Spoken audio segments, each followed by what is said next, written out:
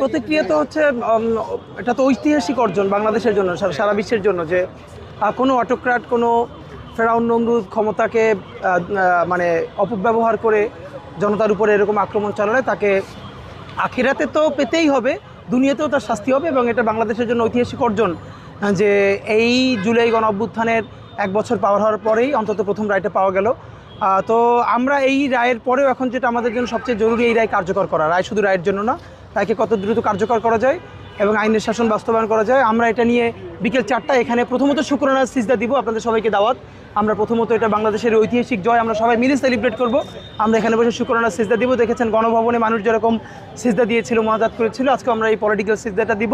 এরপরে আমরা ডিটেল বলবো যে এই রায় কার্যকর। এবং আপনারা দেখেছেন চৌধুরী আল মামুন, আব্দুল আল মামুন, তাকে মাত্র 5 বছর দেওয়া হয়েছে রাজসাক্ষী হওয়ার কারণে। এখানেও আমাদের কিছু বলবার আছে। তো আমি ইনশাল্লাহ বিকেল 4টা আপনাদের সাথে সবার সাথে। হ্যাঁ, না, ন্যায় বিচারের প্রথম ধাপ হলো আলহামদুলিল্লাহ। এখন আমাদের চূড়ান্ত হলো এটার বাস্তবায়ন। এর বাস্তবায়নটা হয়ে গেলেই ইনশাল্লাহ আমরা একটা চূড়ান্ত জায়গায় পৌঁছতে পারবো। Thank you.